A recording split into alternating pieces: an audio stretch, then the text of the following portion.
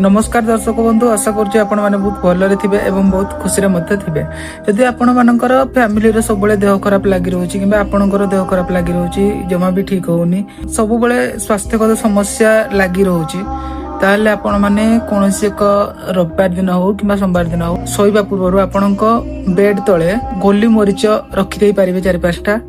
तापरे सोईकी उठी सारला परे आसिक आपण माने शिव मंदिर रे से गोली मरीच को प्रदान करि पारिबे, जहाद्वारा कि आपणकर जहाँ भी स्वास्थ्यगत समस्या ताहा धीरे धीरे कमी जिवो एवं आपणकर स्वास्थ्य ठीक हो जिवो। यदि आपण मानकर किछि समस्या अछि, जदि किछि प्रॉब्लम अछि, ताहले आपण माने कमेंट करू नाहंती, करंतु।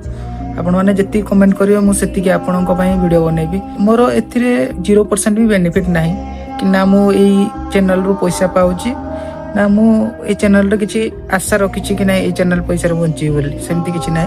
आपण मानक मंगल पई मु वीडियो बनौची।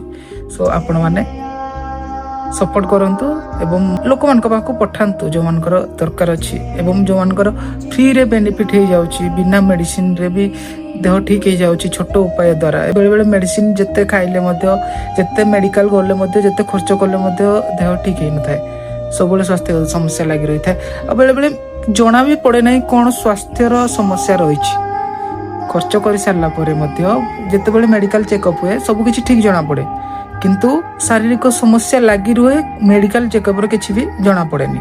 यदि आपण मानकर सेमती किछि समस्या रहउछि, ताहले आपण माने एई उपाय गोटे थर करि देखंतु एवं विभिन्न प्रकार मो उपाय देछि, जहा द्वारा कि आपणकर निश्चिंत भाବରେ बहुत सारा बेनिफिट रहइबो।